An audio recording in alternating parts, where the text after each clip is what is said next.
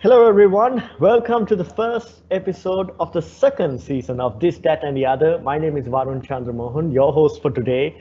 For those of you who have been following us, This, That, and the Other is a series that tackles some and most debated topics that both managers and employees encounter in their professional and personal lives. And what a topic we have to discuss today. Is the pursuit of happiness a fool's dream or an actual possibility? And here to shed some light on the topic is our panel. First up, she's a wife, mother, CEO, international speaker, executive life coach, and a philanthropy entrepreneur. And she's also the founder of Inspired Global. Caroline Desmarais is here with us today. Hello, Caroline. Nice to have you on the show. Hi, it's so nice to be here. Thank you. Oh, the pleasure is ours. And finally, he's a leadership and sales coach and the author of The High Trust Advisor. Sean Reefer is here with us today. Hello, Sean. Thank you for joining us. I'm delighted to be here. Thanks for the invitation. Oh, the pleasure is ours. All right, let's dive straight in. And I want to start off by asking my panel about happiness itself. I'd like to start with you, Caroline. What is happiness to you? How would you define it? That's such a good question, because I think that is probably what causes the most confusion, is that people have this idea of happiness of being like an ideal that may not be achievable. I have a background in philosophy, and I'm also a certified meditation teacher. And through my studies and my experience of meditating and studying philosophy over the past 20 years, I've realized that happiness can be different to different people. And what it really is to me is self-awareness. So the more self-aware you become, the happier you become, because you realize what makes you happy. And then you become conscious in your pursuit of following your bliss, doing more of the things that make you happy. They may be little activities that you enjoy every day, people that make you happy, thinking thoughts that make you happy. But the more self-aware you become, the more conscious you become, that's where you can actually access your authentic happiness. Oh, fantastic. Sean, any thoughts on that? Yeah, I guess similar to Caroline, I have a background as a psychotherapist and as an analytical hypnotherapist. So some of the things I've pursued in my life is what people seek in pursuit of their evolution or their happiness, as you say. And I'd actually go, I think it's a stage further than happiness. I think the real pursuit in life is to find joy, which is where it's that intense level of happiness that you yourself sort of get out of the way and you allow the energy of the world to flow through you, the energy of creation to flow through you. So for me, a lot of that pursuit of joy is the ability to find the ways, similar to what Caroline said about that living in the moment and finding the happiness in the individual things. But sometimes it's greater than that. It's finding your purpose. It's allowing yourself to move through life, being able to forgive yourself and forgive others, and find yourself on this journey of what I call perfecting, trying to be the very best you that you can be in the world. And when you reach those thresholds of being that person, that's when you experience that kind of joy. And you'll find that everywhere. You find it in your work, you find it in your family, you find it within yourself. So there's lots of ways in which you can look at that. But for me, it's a little bit more intense than just happiness. It's about finding that place of joy in life. That's pretty interesting, because I'm so glad Caroline brought up self-awareness, and Sean, you brought up joy. There's this word content that keeps getting floating, that keeps getting floated around whenever people talk about happiness. Is being content happiness, or if you're happy, are you content? Any thoughts on that, or does it have a role to play in happiness? This is open to the panel. Yeah, go ahead, Sean, if you want to go for it. Okay, well, I think I don't think contentment is a place. I think it's an experience, and I think you can feel content if you feel that what around you and what you're doing around you is kept in as much a balance as it can be. And a balance doesn't mean some sort of static situations. It means this dynamic equilibrium. So there's going to be bad days, there's going to be good days, and I think contentment is your belief in yourself that you're able to handle whatever comes at you in a positive, strong way. So I think contentment maybe is just the self-assuredness that you have the ability to handle whatever comes at you when it does come at you, and yet continue to learn from that and evolve and progress with that. Oh, that's an interesting thought. And Caroline, any thoughts on? Yeah, I mean, contentment can be peace of mind. And I think that's a bit like similarly to how Sean explained it, is that you feel at peace with where you are in your life. And that certainly is a great thing, and that should bring you happiness. However, I do believe that you can feel more than just content. A way of explaining it would be that you'd have like a baseline of happiness that might be contentment. And of course, you'll have events in your life that knock you down below that baseline. And I think the trick is understanding how you can bounce back and not fall too low and get sucked in too low into that below the baseline. Bounce back to contentment, but also constantly nourish yourself with things in your life that bring you higher, where you can access that place of enjoyment. And some people, I think, are afraid of going too high and aspiring for this true happiness, and perhaps have a limiting belief that just contentment is enough. And even mystics have said, oh, it's better to not feel big emotions, high or low. But in the modern day, I think we have understood that you can feel highs. There may be lows, but if you can learn how to bounce back to your baseline, then you're within a good flux to feel happy most of the time.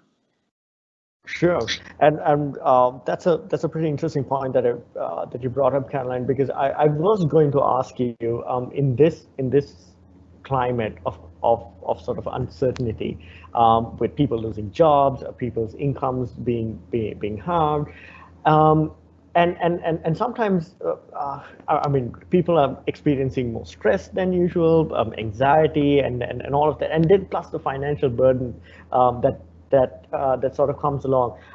How would you, if you are in a position, and if you were to slip, beyond that point that you mentioned, Caroline, like where you need to, like you rightly said, like prevent yourself from slipping further into that nether region.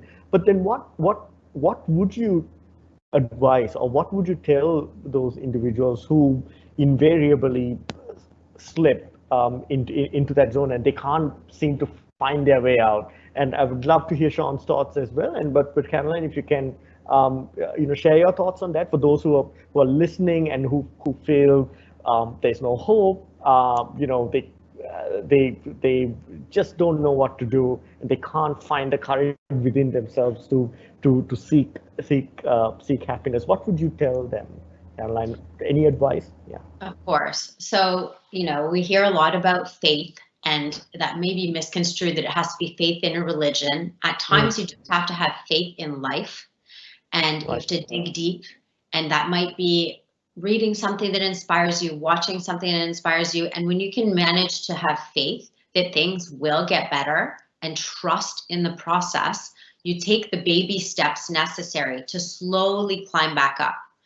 And I would advise that everyone have a practice, a daily practice that sets them up to be vibrating on this energy of happiness. Because whatever makes you happy is individual. So little practices that you can have in your daily life, whether it's a walk in the woods, whether it's a meditation, whatever that may be, listening to a piece of music to set you up for that vibration, and you're going to already be started up on a high for your day. It doesn't have to be super high, but it's higher than if you just left it to chance, and slowly climb back up that way. Oh, all right. Sean, any? Yeah, I think what Caroline's alluding to, and I agree with her, is the concept of emotional state management, which is the ability to manage your emotional state or the emotions that you feel. So within our system, we have a thing called our neurology, in which our emotions run. And ideally, we only make decisions about making change when we have a single powerful emotion running within that system. It's when we have several emotions happening, it's hard to make decisions. And I think for a person who's feeling under stress, I think a person is feeling anxious, which is really a fear of the future, where there's a lack of certainty there. The key is to how to manage the state. And Caroline alluded to a couple of things that you could do. I would go maybe a stage further with that, and that understanding that emotional state management is not something that happens outside of yourself. It's how you respond to what's happening outside of yourself. So it's about controlling. So for example, there is an esoteric or philosophical concept of as within, so without. So whatever you create within yourself is what you project outside. It's what you create the world or environment around you. It's thousands of years old, but it's very true. So some of the things you could do around that would be, for example, listening to music that inspires you, as Caroline said. Okay, reading books that are relevant, that lift you. But there's a stage further than that, and that stage is remembering a time when you were strong. Remembering a time when you were confident, remembering a time when you were victorious, and then setting a goal to go there again. When you remember a time that had happened before, the unconscious mind can't tell the difference between a real or imagined scenario. So many of our memories aren't real memories, they're actually mental constructs that we've created to understand the world. So you can literally create positive memories, imbue them with this powerful positive emotion. And as soon as you do that, what happens is it creates the same things within yourself. So the dopamine that it regulates your hormonal system gets triggered, and you can literally control your own personal state. There is an American called Dr. Bruce Lipton, who made a very good point. He said, if you want the world to be, if you want to have heaven on earth, fall in love. Right, which is brilliant, because when you fall in love, like, I mean, life is just, it's exactly the same life, but all of a sudden you're walking 3 feet in the air, everything's in flow. And guess what? Because when you're in love, you're in a full state of joy, so there's no restrictions to the power of the universe moving through you and becoming perfect. But the first part of that is remembering a time, a specific time when you felt powerful. And when you start to feel that, and supported by the reading and the music and all the other things that make you feel that way, that's what drives you forward. But your future is in your hands, not in the world around you. You must choose to change. Oh, that's a very good point. What if you would? What if trauma? What if you've had trauma in the past? How would you? I'm sure that would make your journey and your pursuit of happiness even more harder when you have trauma and you're unable to break free from those mental blocks, and you're scarred, like they say, if you're scarred for life, as they say. Is this advice applicable for those who have endured trauma, or is there something more drastic that they may have to do to break free from the clutches that are holding them? Go ahead, Sean. I mean, it has to do with your advice, so you may as well go ahead. Oh, okay, sorry. Well, trauma is a very different situation. That's where the system has become overloaded to a large extent. So it's being created by what therapists call root issues. There are core issues that have occurred in the past that are impacting on your current behavior. Sometimes those things, such as in zones of conflict, for example, such as your country experienced or my country experienced over decades, are deep-rooted trauma that are trigger points that can't be dealt with by yourself. That's where you need an external sounding board, a professional psychotherapist, in some cases psychiatrist, who can pharmaceutically support what you do. But that deep kind of trauma, that massive grief, that level of soul imprinting, if you will, I'm just using my own words on that, is definitely something that requires external help, because it's very difficult to get past that, because you don't know anything beyond that. And I guess in a way, what Caroline does and what I do as coaches, particularly working with leaders, it's similar, but on a much smaller level, where we're helping people see visions, see opportunities, take external input that helps them change their perspective and a view. And somebody who's dealing with trauma at that level needs a professional who helps them deal with those root issues, frees those issues. Because similar to what I said, the trauma is still an impressed memory on the brain. And there are trainings you can do. For example, I've trained as what they call a timeline therapist, where you can literally manipulate memories so you can release the emotion and release the trauma. So in the case of that, I would definitely say professional, but I'm sure Caroline can add to that. Interestingly, meditation will have a healing effect. And you may need someone to teach you how to do it. But fundamentally, meditation, I think people think it's like some abstract practice where you just torture yourself by trying not to think about anything and like not watching the clock tick by. Actually, it's healing.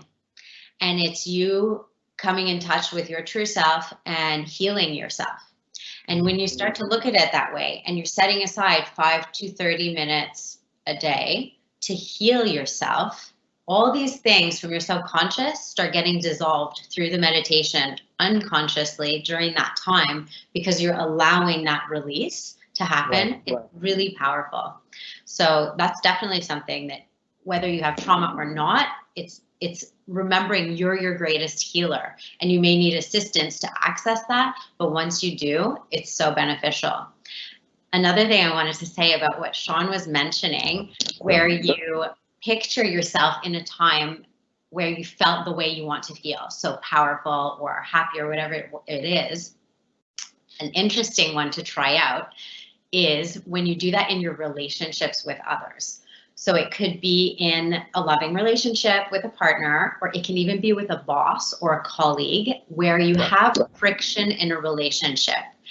And honestly, if you go back and think about a time where that relationship was great, so let's say in a loving relationship, when you first met and you know you're in love, like you were saying, and that connection, or where you were working really well with a teammate or a boss, and you keep thinking about this and feeling that, you bring the relationship back to that place, and you see the results very tangibly.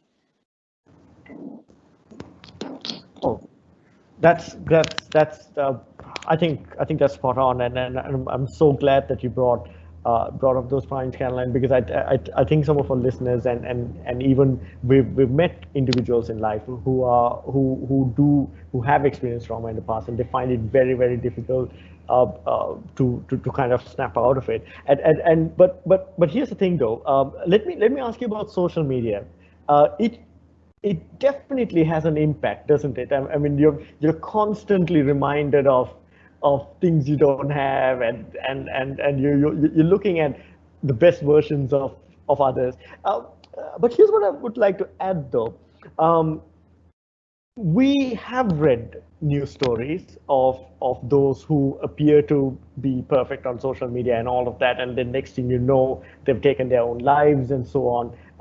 Tragically, we know these stories, but yet we still fall for it in the sense we still are we still addicted to social media? Are we still having unrealistic expectations?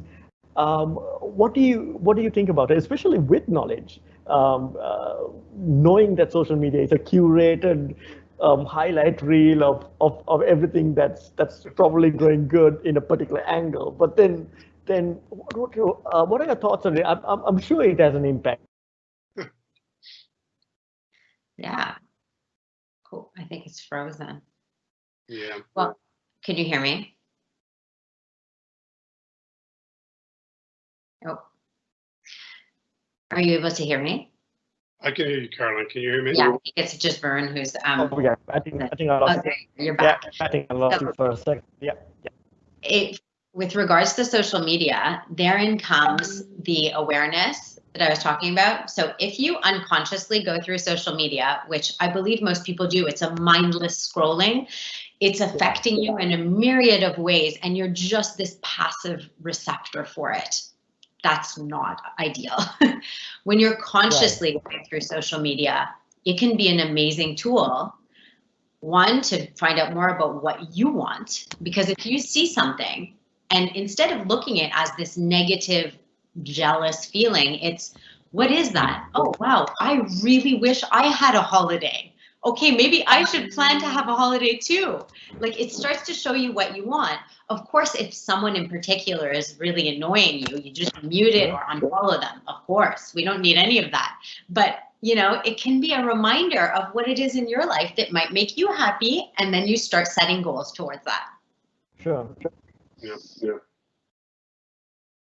Sean, any thoughts on that? Yeah, I think I completely agree with what Caroline said. I think there's two other elements to bear in mind in relation to social media, and that is in relation to your point. We know consciously this is a mess, right? We know consciously this is nonsense. We know consciously this is a false reality. But unfortunately, the conscious doesn't make the decisions. Our unconscious makes the decisions. Our emotional self makes the decisions. And you know, Facebook and Twitter and all of these are an experiment in social and bioengineering. So they're specifically structured to cause a hormonal reaction, a dopamine positive feel-good reaction. So we unconsciously want those things because we have that desire, if you will, drives it. Consciously, we know it's nonsense. It doesn't make sense that we still get hooked into this thing. But, you know, we are human beings, we operate on a level of distraction, if you will. We like shiny things. So unconsciously, it fulfills a need from that perspective. But I'm also reminded, I had an excellent mentor when I started many years ago, a gentleman called Dr. Dennis Waitley, who was an American behavioral psychologist. And he was actually the psychologist in the NASA moon landings. But he always talked about living in prime time. So he talked about how people used to come home from work, they'd sit down, they'd watch TV all night, and they would be fed adverts all the way through the evening, watching in between people living lives that they wish they lived themselves, right, instead of turning off the TV and going and living in prime time. And I think social media has replaced TV from that perspective. So I think we need to keep in mind, you know, when I'm looking at this stuff, how am I feeling about this? And does this make any sense? And second of all, well, am I living my best life watching this stuff? You know, I should be the person they're looking at going, I want to be them. But it's never going to happen just looking at it, you know. It's again, it's a bit like Caroline said, it's about living a proactive life, not a reactive life. And that is within your power, your spirit, and your ability to choose. And that's the key. One of the tricks also that people might want to use if they are looking at social media is gratitude.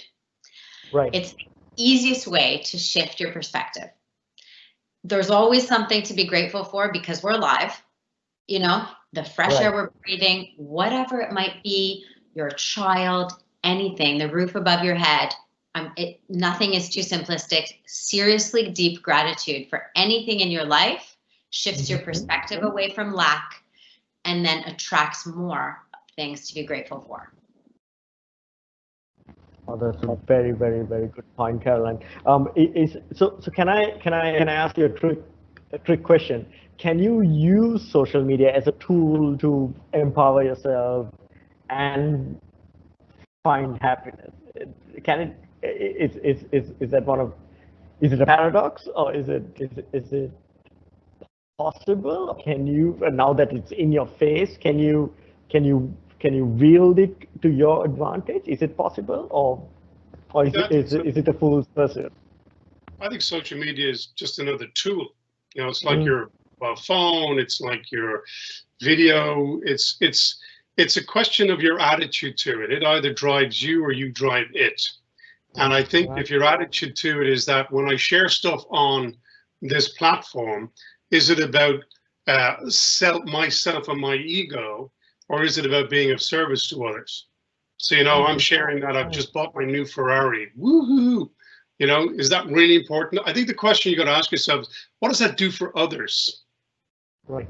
What does that do for others? So using it as a tool for serving others, I think you can enhance your happiness, enhance your self-esteem, and in a positive way, you know, if you get positive comments, you know, it can also help your own personal happiness because, you know, you're being of service. So if you look at it as a tool of being of service, yeah, personally, I would agree. Or education, as the case may be, you know. Absolutely. Caroline, any thoughts on that? Yeah. Yeah, what happens with social media that's interesting, and I'm not sure if it's more women than men that do this, is sometimes not sharing authentically, modifying photos, not feeling like you're actually authentically sharing yourself, but you've now created a reality you think people will like better. And then when you get all these likes and this positive feedback for the fake reality, it actually really makes you more unhappy. So the tool for being happy on social media is sharing authentically, whatever it is you share, or don't share. But if you share, share authentically. So then when your family, friends, or perhaps strangers comment and like, you're actually building up your real self and not some image that you're trying to portray because you think that's what people want to see. Oh, that's very well put, Carolyn. Thanks for that. I want to move a little bit away from we've talked about social media, we've talked about self-awareness, we've talked about joy. Let me come to, whenever we talk about happiness, there's this phrase, money can't buy you happiness, and I had a sort of a college professor of mine who said, money can't buy you happiness, but a lack of it sure can steal it. What do you think about it, in terms of money and happiness? Well, first of all, I completely agree that money can buy you happiness, right? Up to a point, right? Up to a point. Trust me, when you don't have it, you ain't happy, right? So I think really it's being aware of what money does for you. I mean, there is no doubt that if you feel you're in a position where you're financially secure, your family's stable, you know where you're going to pay your mortgage, you know you're going to be able to pay your thing. Those things are fundamental to a baseline.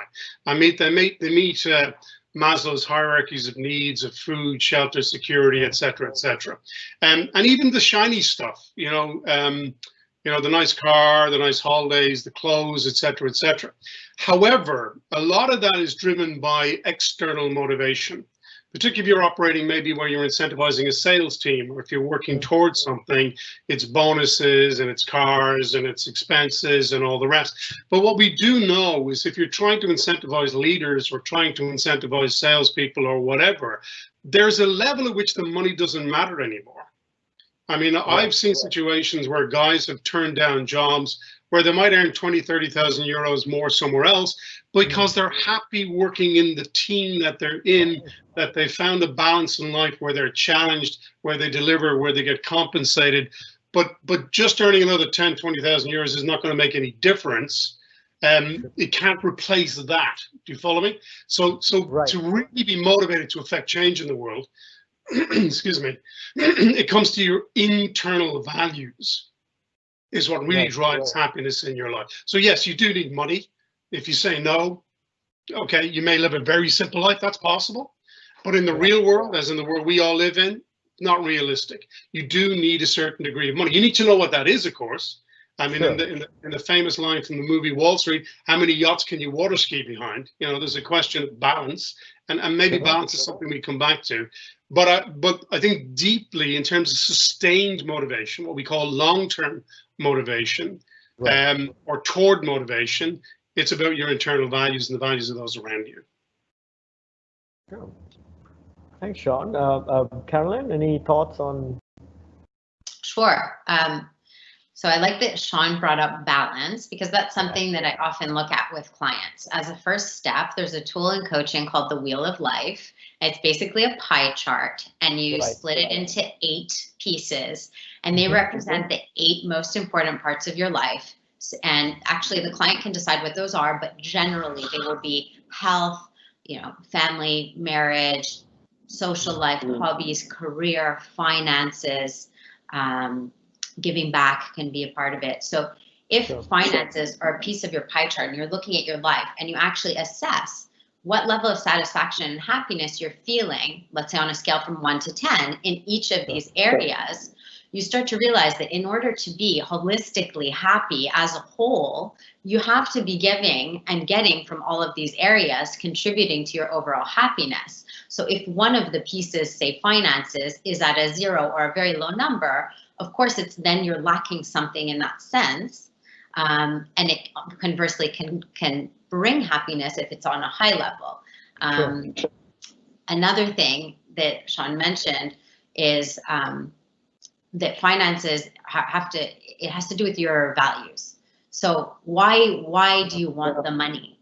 So in my case, I've been able to identify money brings freedom. Freedom for me is an important value. The freedom of choice, the freedom to do different things that you want to do, to have experiences with people you love, right? So that's where money can bring you something deeper than just the material satisfaction that maybe people are thinking when they think about money. And then fundamentally, if you're looking at emotions, all emotions basically either come from a place of fear or love. So if you're in a place of fear because you feel you don't have enough money, it will steal your happiness, right? So you at least are trying to get to a place where you're not living in fear, where you're actually being able to surround yourself with things, people, experiences you love. Yeah, I think, absolutely. I think this, Caroline's point, just come back to balance again, because we're very much talking about our own internal self. And I agree completely with the concept of holistic and finding balance in what you do. I think there's a bigger issue, though, and the bigger issue is the external environment, the global environment in which we operate in. I think that, you know, there are, if you want to call them forces in the world that benefit from people feeling anxious. There are forces in the world that benefit from people feeling fearful, from feeling hate, from division, from the other, you know, based on, you know, whatever it happens to be. I mean, if you look at the media, it's filled with that sort of information. And so for me, I think, you know, if you're looking at happiness at an individual level, you've also got to look at happiness at a global level. And for me, I think one of the fundamental elements of that is that the world is actually significantly out of balance. And the reason it's out of balance is that it's evolved too far along the road of masculine values, of command and control, of competition, of dominance, of individualism, of competition, et cetera, et cetera. And that if we want to get the world back into balance again, we have to, as men and women, because it's gender neutral, it's more about energies and values, look at the power of the feminine energies and feminine values. So you talk about collaboration, cooperation, communication, co-creation. These are things we need to look at an individual level and take on board in order to evolve ourselves to our best selves and then help the world change. I published a book last year called Invoking the Feminine, which is about strength, love, and wisdom, which is really, it's a sort of a story of a father talking to his daughter who's lost her mother, and he's trying to mentor her through her grief, and he introduces her to the Celtic spiritual concepts of the goddess or the feminine. So he takes her on a visit to the different aspects of the feminine, the maiden, the mother, the wise lady, and shares with her the values of that feminine, which for men as well as women are such powerful elements that we need to address. And I think fundamentally it's going to be difficult to maintain your happiness if your environment is constantly changed, structured. And by the way, this will be the same for organizations too. You still see organizations who have strong command and control structures, which are expertise based rather than influence based. So a lot of my work is actually helping people and leaders evolve these influential values, these communication values, to bring balance into how they do things. And then this informs this concept of being a servant to your people, creating the environment in which they can excel. But if an organization and the world is out of balance, where it's only masculine, that's the only thing that's perceived, that's the only thing that's valued, and we don't bring these feminine strengths into the process, then we're working in a very difficult world in order to create and sustain happiness at an individual level. It's interesting because we have this negativity bias within us, and it comes from, you know, the beginning of time with the fight or flight response. And that's where this anxiety and fear comes from, is that we were constantly fearing for our life back, and that's ingrained in our DNA as we've evolved. And now we've come to a point of enlightened consciousness where we don't actually, that doesn't serve us. That's causing anxiety. And we're shifting collectively now. And it's like as if people have come to a boiling point of all this anxiety, fight or flight states, illness follows, and we're learning now how to shift that into consciously moving into a state of restful awareness, peacefulness, and you mentioned leaders, and that's definitely there's a study that I was reading about. They studied all these different CEOs, male, female, different age ranges, different backgrounds, and they found that the one consistent quality was their ability to manage stress and handle stressful situations. So it's actually, if you're able to not go into this panicky fight or flight, but rather remain calm, stable, grounded in your foundation, that then you're in the best position to lead. And as Sean said, to exercise influence rather than leading through fear. Oh, yeah, I think. for sure, Karen.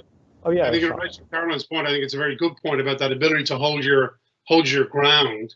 I was working with a client yesterday, and they were exactly as she just described there. They were stressed out, they were anxious. And I just simply share a simple premise, which is the concept of how you can move from a masculine approach to a feminine approach and strengthen yourself by saying, look, there's only one thing you need to remember, right? Reflect, don't reflex.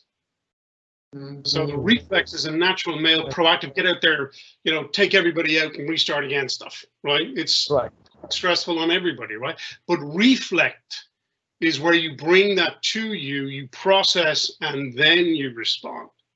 And that's the power that's really important, that ability to reflect rather than reflex to an initial situation. And and obviously if you can do both, that's really, so it's better to respond than to reflex. And you can't respond unless you reflect, if that makes sense.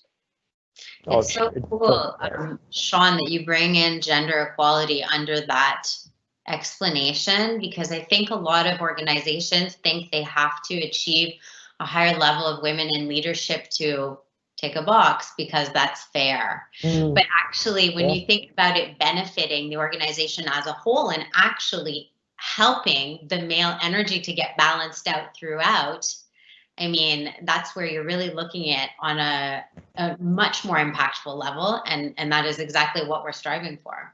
Yeah, I agree. I mean, my view on the subject is the concept of, first of all, the concept of women's rights is really human rights. I mean, they're basic rights everybody should be entitled to.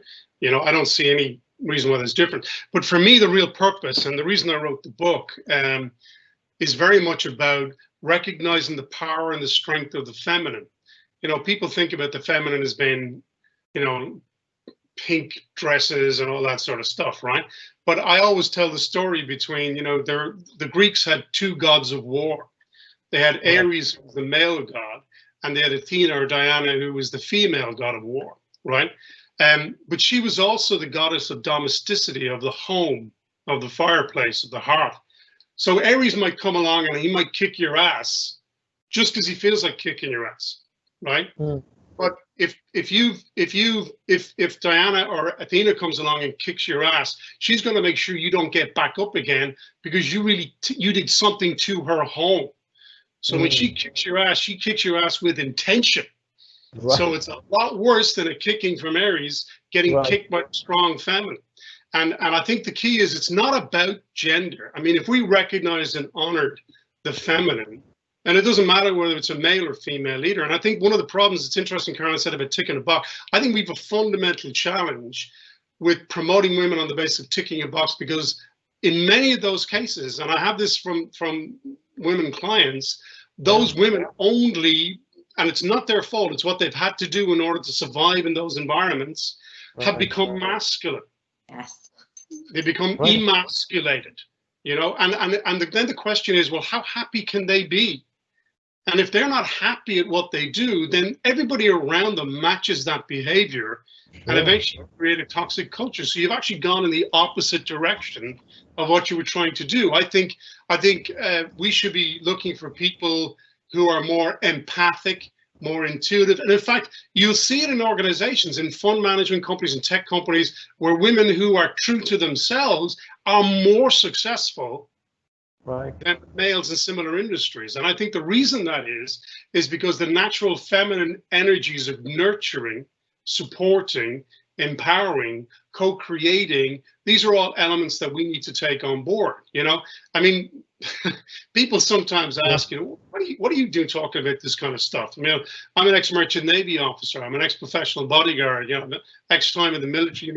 I'm about as alpha male as you can get, right? But the bottom line is, my real strength, I have a background in martial arts. My real strength is I'm intuitive. I can sense your energy. I know what you're going to do. I can feel it. I value synergy. That's what makes me strong. I can balance both. You know, and to use another metaphor, I don't want to take up too much time, but if you take the ancient Japanese samurai warriors, for example, they were cold killers. I mean, they would test a new blade on a convict just to see if it cut, right?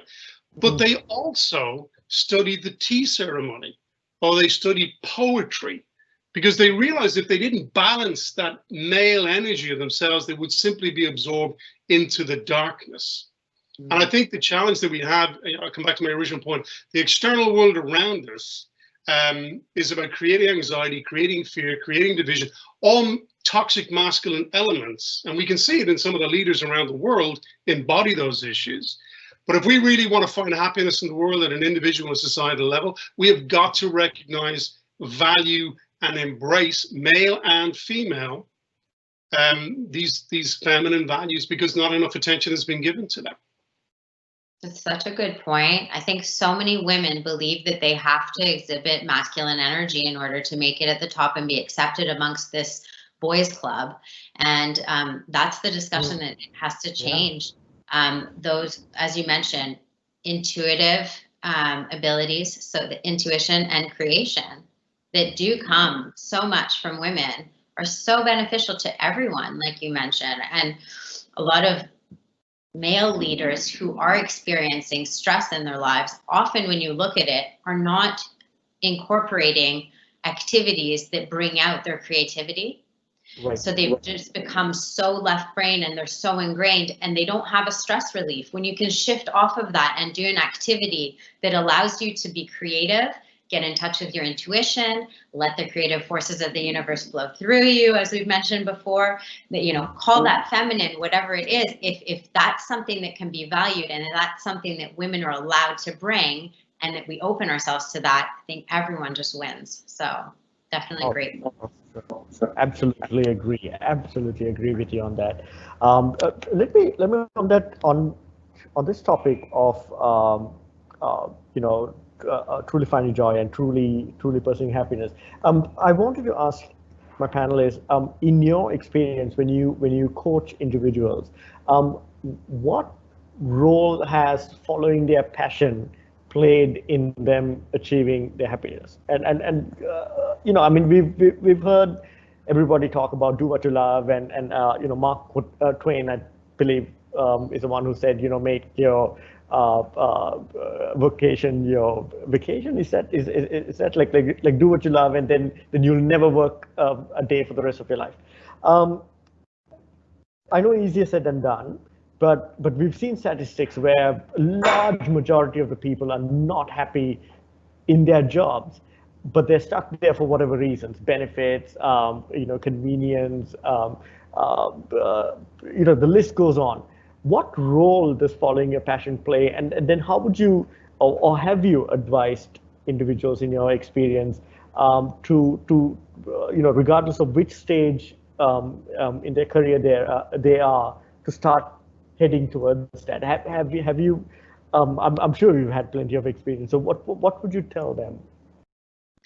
Something I would say is that people may think that following your passion is flighty. Oh, passion, oh yeah, wouldn't it be great if we could all follow our passion? Turn that word into purpose. If your purpose is something that you're here to contribute, and that gives the greatest meaning to your life, and you really focus on figuring out what that is, what makes you happy, what makes you feel passion, leads you to what your purpose is, and actualizing your purpose. When you're doing purpose-driven work in your life, be it in your job or in some philanthropic work that you're doing, or even as a parent, whatever it is, when there's purpose behind what you're doing, there will be passion, fulfillment, and happiness. And so there's no doubt that has a huge impact on people's well-being and happiness in their life. People do get stuck in situations where they're in a job because they have to earn a living, and they know it's not fulfilling their purpose, and they don't feel passionate about it, okay? So clients who are in that state generally know they're in that place. And then it's a case of building a plan led by them, because generally the client knows themselves way better than you know them, of course, how to get to the place of what will make them happy. And it's just in following your bliss. What do you think would make you happy? Now, put a timeline together. How can you get there? And there often are very obvious steps that clients can take towards making that shift. It's never too late. We're never too old. If you're fulfilling your purpose, that's what you're meant to do anyway. So just build a plan towards that. Sean, any thoughts on? Yeah, I first of all, I completely concur with Caroline just said in terms of, turn your passion to purpose. I think it's a great phrase. I think it's very appropriate. We actually come across a lot in my practice working with leaders, a lot of people who are deeply unhappy in their jobs.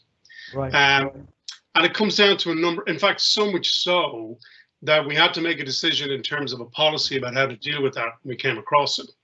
So my work predominantly is around communications, or it's around performance. So it's very specific. It's taking quite complex concepts and breaking them out into toolkits that people can use. And it's done in two ways. One is communication is a big issue, or lack of ability to communicate. And it's extraordinary how many leaders can communicate, but they can't connect, involve, and engage with people.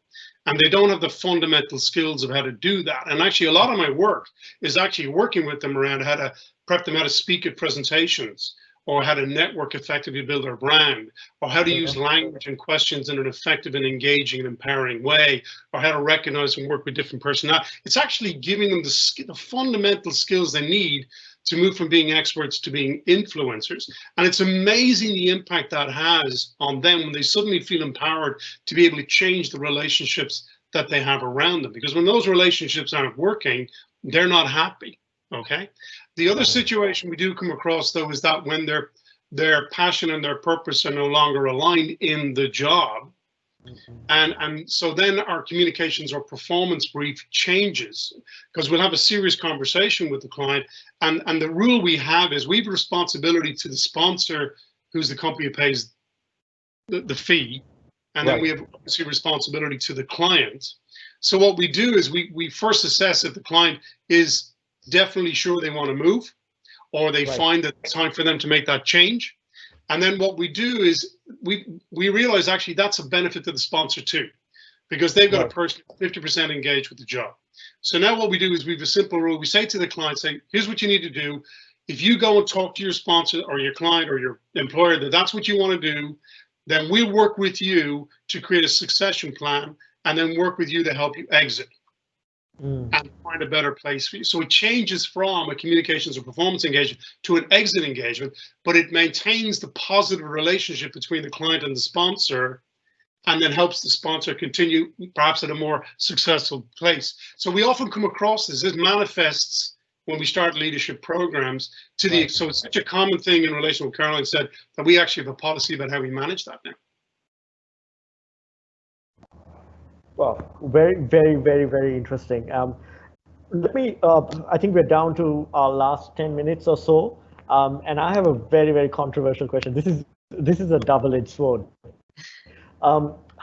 Is there a way to audit what happiness means to you, and if it makes sense, or if it's how do I say it? I'm finding it very difficult to put it in words. Like for example, let's take an international criminal or a terrorist or a drug lord. Their definition of happiness would be quite different. Is there a way to check yourself? Is there a way to audit yourself to ensure that you're okay? Your how you've defined happiness for yourself is okay? Is there a way to do that, or is that even a fair question? This is just one of those questions I'm always curious about, but wanted to ask. I'll let you take that one, Caroline, start with, shall we? Yeah, no worries. So this one, I will come back to meditation on this, because I think that it is such a misunderstood and underused tool. If you want to lose weight, pretty much everyone accepts that you could go for a run, go to the gym, exercise your body, and you'll lose weight. Sure. Meditation is like going to the gym for your mind. It helps you control your thoughts. Your mind isn't you. you can have all these different thoughts running wild, and that's not an ideal situation because you're not in control of your life. When you meditate, you'll be taught how to control your thoughts, because with practice in meditation, oh, am I having network problems? Are you still there? Yeah, we can hear you. Oh, okay. Yeah. So if you use meditation as a tool, it's like going to the gym. And once you meditate, even for as little as 4 days, they've said the brain starts to change, and you now become able to audit your thoughts. And so then before meditation, you set an intention. Of course, your intention should be positive to help others, you know, for a positive intention, not a negative one that will harm people. And then with setting this positive intention through meditation, your mind you become in control of your mind, as opposed to your mind running wild. People saying, I can't sleep at night, I'm just thinking a million thoughts. When you meditate, you start honing that mind back and back and back, and then you realize that your true self is in control, as opposed to the mind that's running wild. And they have a practice that they do where they'll give, and you may know about it, but let's say an elephant trainer will give the elephant a branch to hold in its trunk, because otherwise the trunk is trying to grasp for everything in its path while it's walking. And this is like the mind. It just wants to grasp everything. It's like a puppy. We have to train it, bring it back. When you focus on a mantra, you're steadying the mind, and the mind says, thank you, finally. We can just move on with our proper intention in life and feel a sense of peace. So I think, to answer the question, so long as you're setting the right intentions and then you practice, your ego won't win. Your true self will be in control, and that's where you are in a position to create positive change and not have a negative definition of happiness, basically. I think thanks, Caroline. Yeah, Sean. I think there's, again, I agree with Caroline that going inside is a large part of that. I'd go at it from a slightly different perspective, in the sense that happiness is defined by your values. So what you hold to be valuable in the order in which they're important. So those values are things like, can be anything. Can be, I think Caroline mentioned freedom, for example, is a powerful value. Security, recognition, affirmation, acceptance, comfort. These are core values that drive who we are. And I think the values of a psychopathic drug dealer can be radically different from, you know, a healer or a spiritual teacher, if you get my point. And, you know, whatever we may feel about it, as long as they're living to what they perceive as their highest values, that's where they find their happiness. So I think a key element is A, to learn to understand your values, and B, to appreciate that your values are not fixed. They can be changed. You can reprogram values into a different order.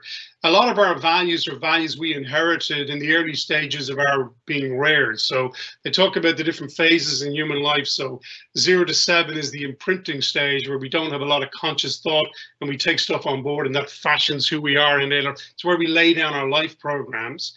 7 to 14 is the modeling stage, where we copy other people.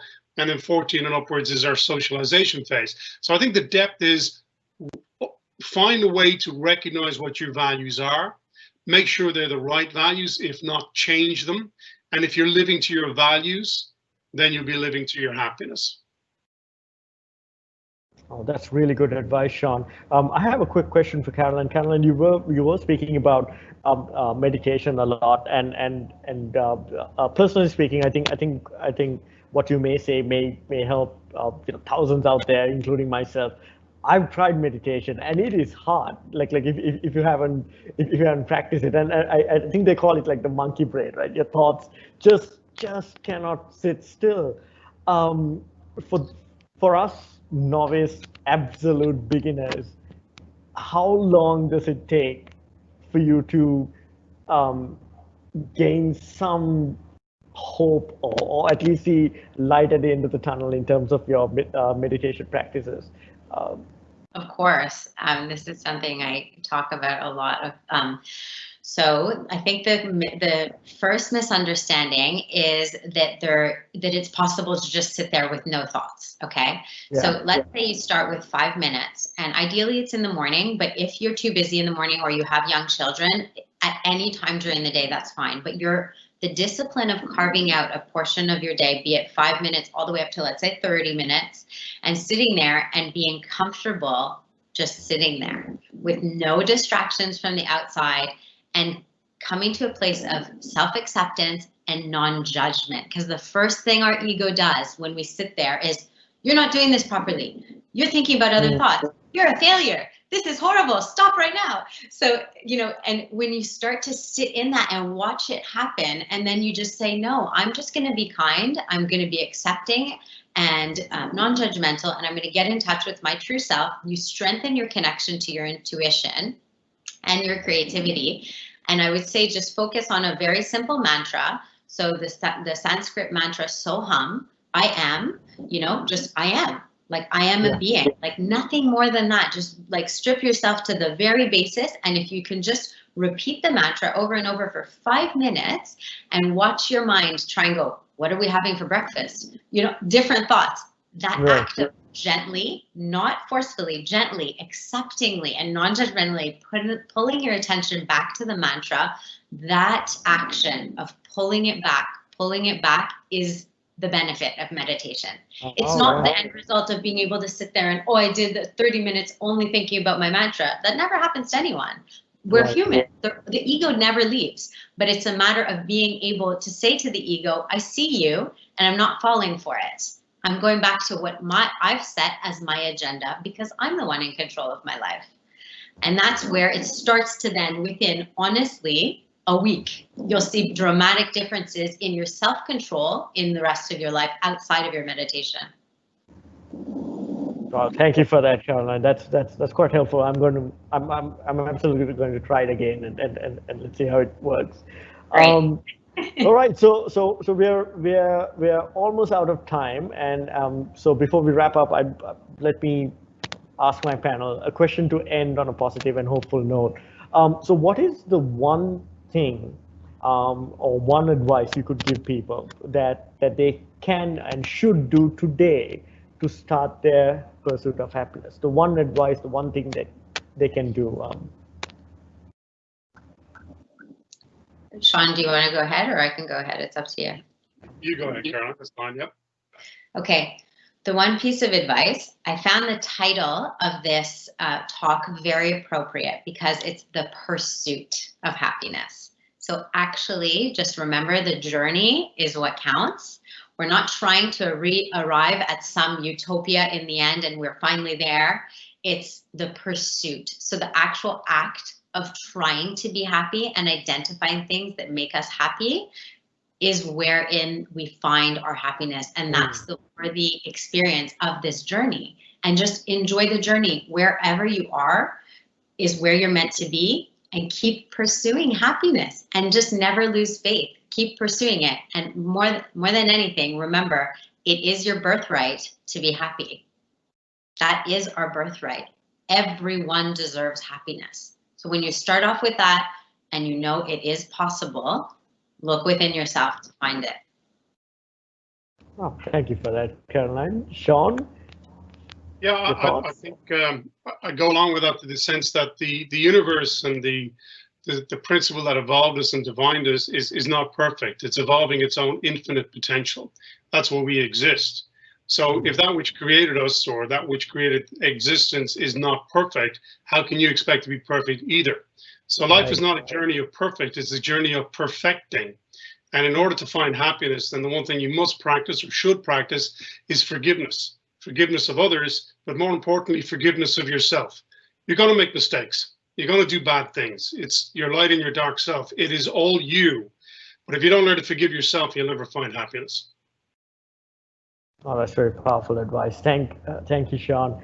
Well, with that said, I'm afraid we're out of time, and we've come to a close of today's conversation on the pursuit of happiness. A big thank you to our guest, Caroline. Sean, once again, thank you so much for being with us here today. It has been a pleasure, and the conversation was fantastic, full of insights.